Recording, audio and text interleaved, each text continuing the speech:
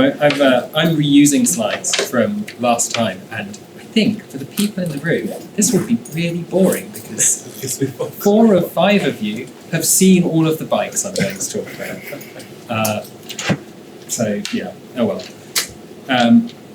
So I gave this as a talk with someone else last time. The other person is away in Crete, so it's just me. But Mark gave this talk to me once. It's just about bikes in general, and bikes as a platform for hacking. E-bikes are quite a lot of fun, and hacking with bikes is quite a lot of fun. It's accessible, they're useful, they're like a real transport option that you can use to get around in your day-to-day life. And there's lots of variety in bicycles, right? We've got bicycles of all different shapes and sizes. There's normal bicycles that you'd be familiar with, and there's weird shit. There's some practical bicycles, bikes that are designed to be used every day for moving children and objects. There's bicycles as sort of a statement of fashion, sort of subcultures. I don't have a cursor. Oh well. I think these are really fun. Huge boom boxes or huge like modded, chrome-plated bikes. There's some crazy people who have attempted to make bicycles into car-like objects with more than 2 wheels, so they sort of stand up on their own. These are not aerodynamic. They're not particularly pleasant to be in, I suspect, and certainly not fast. But there's also a more practical side of that, velomobiles. This is Dan in his velomobile. These are quite a lot more fun. They're streamlined, they move quick.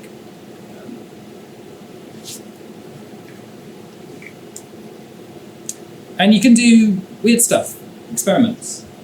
You can make a bicycle out of a sheet of plywood and a crank, or a couple of bits of plywood that bent together. There's a chap who took a bunch of bicycle parts, modified them, and turned them into a paddle boat. So the bike cranks were connected up to some cranks at the back of a canoe, and it sort of plodded through the water like a paddling machine. Really cool. I think he paddled from Cambridge down the River Cam and came out into the Thames and went through London until the London Port Authority got upset. And there's things that are a bit like bikes that currently in the UK are sort of mostly illegal to use on public roads or in public places, which is a real shame. Especially e-scooters and electric skateboards. Normal skateboards have been shunned for a very long time, traditionally allowed, and people dislike them for whatever reason. So this is about e-bikes, and there's quite a lot of existing legislation about what you can and can't do with an e-bike. I'm not a lawyer, but in general, you're allowed electric bikes. You're not allowed electric scooters, but if it's got pedals and brakes, it's a bike. There is a power limit. Your motor should be appropriately labelled as less than or equal to 250 watts.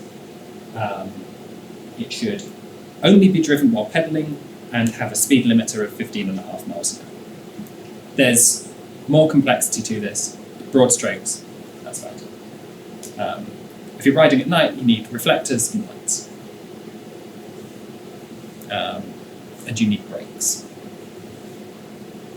If you satisfy these things, and it looks a little bit like a bicycle with respect to the previous definitions of bicycles, or previous images of bicycles, you've got an e-bike, you're okay.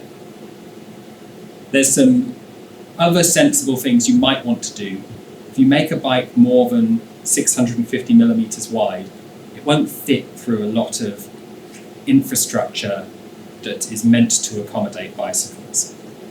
Especially common and at the end of the Crab and Winkle footpath or cycle path, There's these sort of moped stoppers, which look like big A-frames that come together to a narrow bit at the top. They're meant to prevent a moped being able to drive through. But annoyingly, they also prevent a lot of perfectly valid types of bicycle from getting through, which is frustrating, especially things like cargo bikes or bikes with cycles. And then it starts getting an issue as well. Yeah, if you build something too long, getting around those staggered bike stopper things that are meant to make you slow down can get really inconvenient. And at some point you end up asking pedestrians and passers-by to help you lift your bike over some obstacle that's meant to be there to keep appropriate segregation of bicycles on bike path and motor vehicles on normal roads, but actually it just makes the bike. So the Bello has a habit of getting trapped at, again, the bottom of the university go where the staggers get you to slow down before you get it. You can't get up it, so you have to go up a road with speed bumps, which again is an unpleasant experience as the width. Yeah. It's funny they require bikes to be slowed down with staggers. There's no staggers for cars. There's a few, but Yeah. Well, that's not true, right? Like cars have all those traffic calming chicanes. That's a standard thing to do for cars. Not every time you approach a junction. No, right. Fairly variable. Yeah. There was, and this has now closed, a consultation on what should happen for future transport. This was being run by previous government back in 2020. 2 years, a lot of governments. I don't know what will happen with this, but they were basically trying to liberalise the law on what e-bikes could be allowed, what electric transport in general could be allowed, and considering whether to permit electric scooters generally across the UK. Currently there are e-scooter trials. There's one that's finishing the end of next month here in Canterbury. But in theory, in May-ish, the government should make some recommendation or decision on whether it wants to legalise e-scooters and include a bunch of broader definitions of e-bikes that include higher power limits, which would be cool. If they say yes. I mean, if they don't say yes, that will be frustrating. So if you want to make a bike, in general, any kind of bike, Sheldon Brown, he's died at some point, but people keep his website up essentially in memory of him, and it has just an incredible amount of information about bicycles, like different spoking patterns for wheels, the 4 different tyre sizes that are all called 26 inch, and why you should use the ISO tyre size naming convention, information about geometries of bicycles, the various bikes that Raleigh ever produced in the 70s, all sorts of information. It is an incredible database, and sort of opinions and measurements, all of that, everything you could possibly want to know about a bicycle, Sheldon Brown has written that, which is great. There's a couple of other tools. Some researchers, I thought, so this tool here, the picture of the bike tool, I thought this was from a university in the Netherlands. Maybe Mark has a link to Cornell, so I don't know. But there's some digital tools so you can play around with the geometry of a bicycle and the track angle, so the angle between the pivot point for the steering and where the contact patch of the tyre is on the ground. You can change angles like that, and you can play around with how stable the bicycle will be and sort of get an idea of it before you build it, which is very cool. And gearing calculators might use. So, of people about at BarCamp, at least 4 of us, well, 3 of us here, no, 4 of us here have built electric bikes with one of a handful of styles. I've built one in one particular style. There's a couple of others. You can just buy parts from eBay or Amazon, and it will come as a kit. You'll get a big wheel and a motor controller, and a throttle and a pass sensor. You wire it up as per the instructions or as per the only way the connectors will go together. You connect a battery, bam, you have an e-bike. You just put it on a bike frame. Very easy. Another option is to take an old electric bike that is, that was lead acid powered. So Mark's bike here, the blue one, this is like a 90s design imported from somewhere else. And this grey box used to contain some lead acid batteries, and it has a DC motor. Changing or getting that up and working involved replacing the battery with something more modern that can hold more energy and is less heavy, and refitting the motor controller to be slightly less large and slightly less cumbersome. And I think replacing the motor periodically because it burns out. But brushed motors are really cheap. Mark has to replace the motor, it's about 30 quid, so it's not much worse than replacing a bike tire. Or you can do something much more custom. Dan built this, and you did lots of modifications to the motor and the controller to get like a nice setup with good motor drive using a good controller. You added a temperature sensor, right, to the motors? That's a mid-drive setup, hence the kind of petrol engine-looking thing at the bottom, near the bottom bracket, running to then a free-speed internal gearbox. And so there's bits where it kind of gets some torque and alters your power. I did bits to smooth out so you don't burn it out, because it's not really, it's quite heavy. Yeah. Oh, so I should say there's a few ways you can power an electric bike. You can power it either through the bottom bracket, so that transmits power to the back wheel through the cranks using the normal chain, sort of in the way you would expect for a bicycle. Though the motors for those are quite expensive. You can power it with a hub motor where you turn one of the wheels into a motor. That can be on the front or the back. So on the front, you end up with a bike that has a fairly heavy steering and a weird gyroscope. And it feels a bit strange, but it's perfectly usable. The benefit is that all the electronics and mechanics of it being an e-bike don't interfere with the derailleur and the gears of that. Or Mark has a motor on the bottom and a chain that goes to the back. So it's not coupled with the cranks in the same way, but the motor is in the middle, it's quite small, so the weight stays evenly distributed, but the power isn't transmitted through the same powertrain as your legs would transmit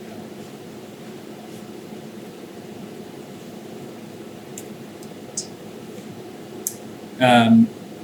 Mark really has daydreamed a lot about building a velo car with an electric motor, and he's ended up building something that looks nothing like any of these, but the closest is probably this silly tank thing. I've got a picture of it, I'll show it at the end. Yeah. Sorry, I'm not familiar with the term velo car. What does that? A bike car. Right, okay. Yeah. There used to be separate law in the UK, but they're not quite the same anymore. France has still got a special classification for small electric vehicles that can drive when you're younger, on the road. Yeah. They hit quadricycle. Quadricycle, yeah. We used to have a separate quadricycle rule in the UK, but it's gone. Can you not get things registered as quadricycles anymore? I think you still have to have a full driving license for them now. Oh, right. But I think, so there's weird ways to get vehicles registered, where if you get something registered as a quadricycle or an ATV or a trike, the requirements for it to get type approval vary and are much lower than type approval for a car. Like the required equipment to be a car is quite extensive. The required equipment to be a trike is a lot lower. Technically, the bike you saw, whilst it's intentionally a bicycle, could in theory pass the type testing for a low power motorbike, but I wouldn't want to do that because I'd suddenly have to insure it, put a number plate on the back of it. And you wouldn't be allowed in cycle. I wouldn't be allowed in cycle pass. So weirdly, despite coming under the rules of it, you just call it a bike. Yeah. That's what it's Yeah, being a bike in the UK is nice. If you can successfully call it a bike, you can do whatever you want. You don't have to tell anyone, you don't have to get it checked, you don't have to insure it. The expectation is you build something light, so it can't do that much damage, human powered, so it can't have that much energy, or at most 250 watts of electrical power, which means that building a bike is quite a nice place in the UK, as long as it's called a bike. If you want it to be something that's more than a bike, you're in a bureaucratic mire, which is a shame. So I can talk a little bit about some of the technical bits, especially with respect to bikes I've built or looked at in detail. So this is my e-bike, or at least a more distant incarnation of it. This is buy the kit from eBay and attach it to a bike. This is fairly straightforward. Right? There's a motor on the front wheel. There's a controller that I've literally taped to the frame, and there's a battery in a dubious-looking box that's lashed to the pannier at the back. These two came in a kit. This I built, but you can use RC plane batteries in series. You can buy batteries online commercially that you don't have to build yourself.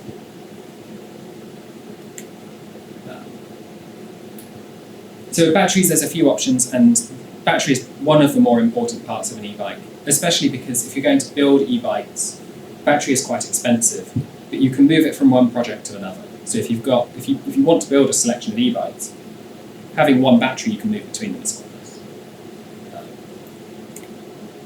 So most e-bike batteries are made with 18650s. Those are the same lithium batteries that you get inside of vapes and power banks and laptop batteries, or older laptop batteries. 18650 is a technical specification of size. They're 18 millimeters in diameter and 65 millimeters long.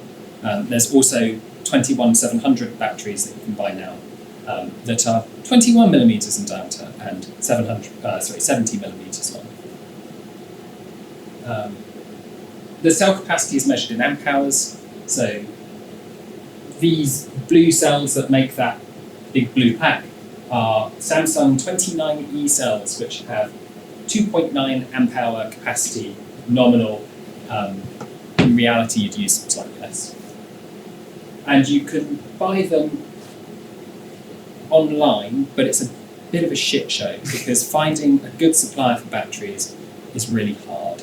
There are supply chain issues, and there are lots of fakes. Lots of batteries that will claim totally outrageous capacities that are not practical. Like here is an 18650 with 10 amp hour capacity.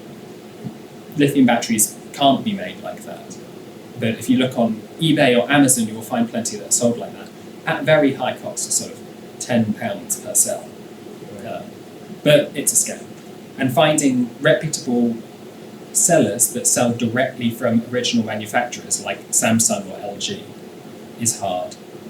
Thankfully, there's a very large e-bike forum called Endless Spear, and there are some reputable sellers that operate through that forum. So you can contact them, and there's one that's based in Poland. So while in the EU it was fairly easy to buy batteries, now it should be moderately easy, but not totally. They might have asked the transport rules and these things were. The ones that I bought definitely didn't follow the transport rules anyway. So. Yeah, I when I bought them, they came in a carton that was suitable for 18650s, but it was not properly labelled or very well padded. But equally, they arrived in perfectly good shape. So.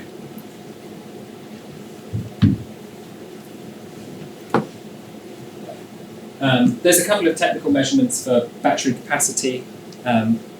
People who build lithium packs will talk about S and P rating. S is the number of cells in series, that gives you the pack voltage in total. And P is the number of strings of series batteries that are put into parallel. This gives you the capacity. So if you want to build a 48 volt battery, on 18650s that are 3.7 volts each-ish, you probably string together 13 cells per string, and then you pick some capacity of storage you want. So if you want about 1,000 watt hours, you could build a 13S 7P, so 7 parallel strips of 13 battery out of the Samsung 29E cells that I used.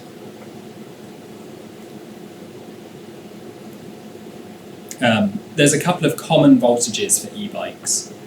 There's 24, 36, 48, and for exotic things, some people do 72. 52 is quite popular as well. They're generally just called 48. So I think that my pack, when it's fully charged, is actually 54.6 volts or something. But it's a 48 volt system. Yeah. You get a lot of batteries for things like power tools now. So are you aware of any systems that are in place where you can just use those batteries? Yeah, you can, especially electric lawnmower batteries. I've seen people use those because they're generally quite large. The capacity can be quite low though. Yeah. So the benefit is they're really quite light. So I've got a little 36 volt one that I use putting on like little electric scooters and stuff. The downside is you're only talking about 3 amp hours, sanely. And so the total distance you could probably cover if you didn't use amount of current would be quite low.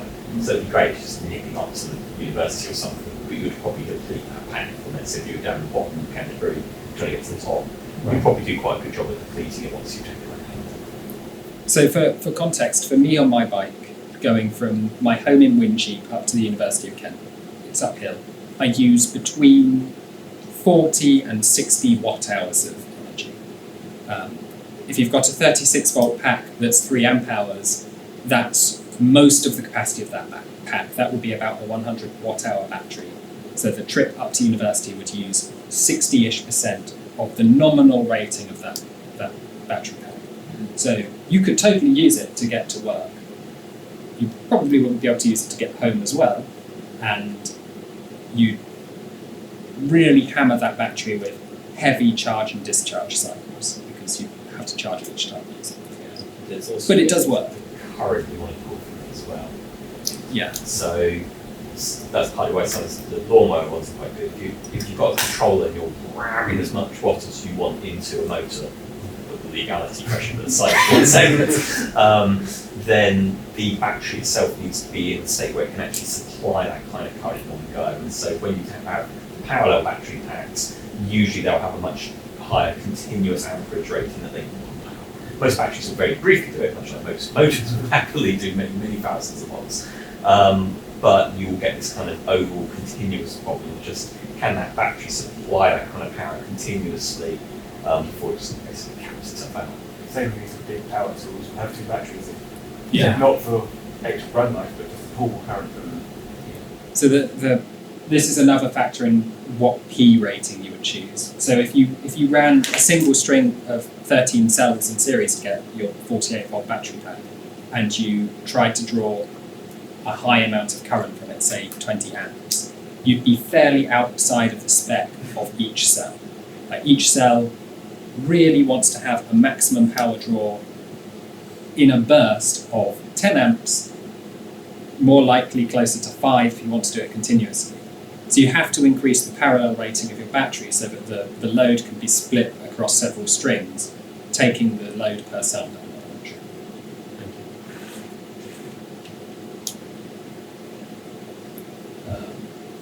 So you bought the battery that's pictured up here, right? So that was just bought from some website, was it just Amazon? I think that one's Eclipse Bikes, I don't know if it still does. I think his is from EMV now. You can find cheapy batteries ready-made on eBay. They would probably say they're running Samsung cells.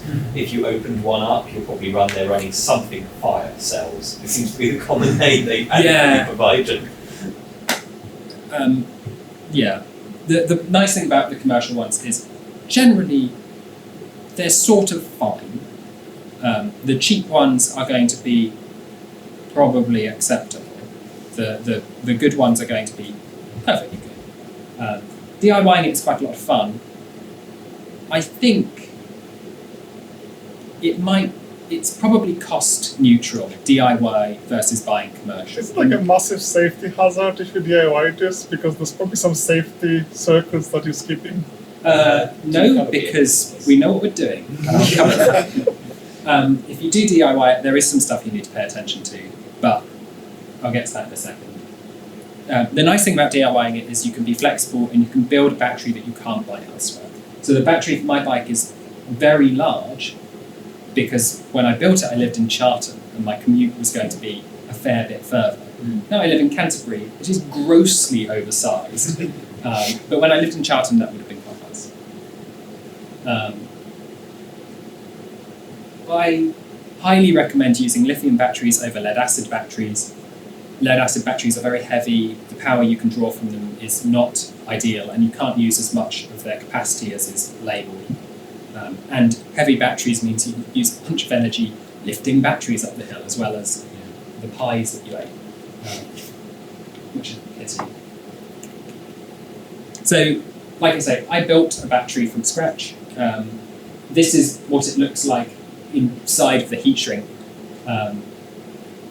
The way you have to do this is you must use a welder. You can't solder them. If you solder onto batteries, you damage the chemicals inside them and can cause breakdown of the structure that makes the battery both work and safe. So if you weld, it puts a tiny amount of heat but a high amount of energy right at the tips of the welder, so you can connect the metal strips that hold the battery cells together. Don't grab a stick welder. Yes, so this is a battery spot welder. It's specifically built for welding 18650s together. I've brought it with me so you can have a look at it. It's in the makerspace outside. This is what the cells look like raw as just a pile of cells, and this is what it looks like when you've got a battery pack. If you look here, there's a collection of wires.